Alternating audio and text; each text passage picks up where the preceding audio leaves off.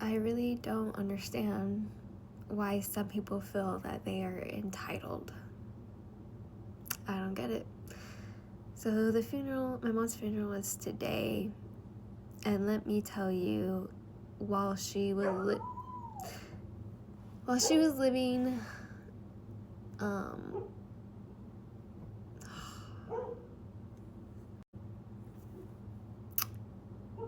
the people in my family who were the most loved when they died, there was no drama at their funerals, during the service or afterwards. No, nobody fought over anybody's ashes or nothing, right? So my mom was cremated. She has 5 children, me, the youngest, but I am the only one who, I feel like I'm the only one who really had that special bond with her. One of my siblings is in prison. The other one made an excuse for why he didn't want the ashes, and the other 2 are very toxic and abusive and all that stuff. They did not live a good life. And my mom was out on the streets with those 2, and she was even abused by my sister, right? And as for the other family, she was rejected by most of them. I've never rejected my mother. I loved her, and at one point I even opened up my home to her. When she wasn't drinking or using, she actually lived with me for a time. She got to meet her grandkids that I gave her. My relationship with her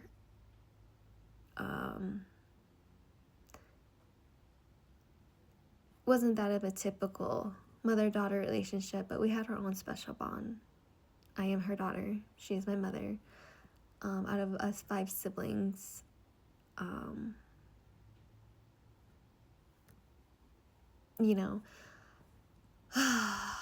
my aunt, though, which I understand that they're twins, they're fraternal twins. I get that twins have a special bond. But my aunt has had her for weeks, and she had even told me that I could have the ashes after the funeral, and then she denied me that, and then she couldn't even give me a set date. She wants to do all these things before she can hand me my mother's ashes. And I stood up for myself, and I had a voice, and it's like, no, you don't need to do that. I can do my own special thing for her, because I don't have the space for what you want to do. Years ago, she had her daughter cremated, and she still has her daughter's ashes, but I am the daughter. I am the one child that she didn't have a toxic relationship with. And I feel like my bond with her, my love for her, is overlooked. And then my nieces, who were not even raised as my nieces, one was sent to foster care, the other one was raised by my other aunt, who, paid for some of it, paid for her ashes, I guess. And they think that they're entitled to have a piece of her ashes. Like, you guys were not close to her when she was living. And you didn't even go to the funeral. They showed up after the funeral demanding parts of her ashes. And I feel so protective over my mother's ashes, her urn, and I have been preparing myself to bring her home with me. I don't want anybody to have her ashes. I eventually wanted to put her in the cemetery with her mother, my grandma, and put her to rest. Eventually. That was my plan. I just don't understand why everybody wants a piece of her or are milking this when their energy was opposite when she was alive. And it's just so upsetting to me to see this and to experience it and to have these confrontations right after the funeral.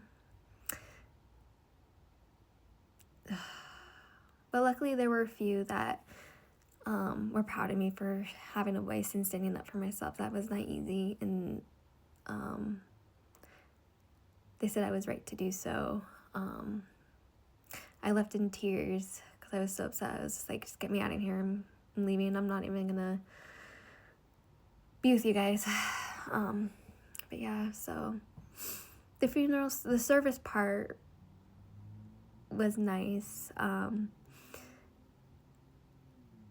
But I never imagined someone who was so unloved and unwanted by the family and everybody else all of a sudden is being fought over in death. Like, why can't you just let her rest in peace?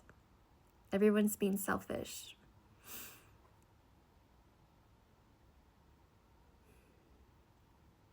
Ridiculous.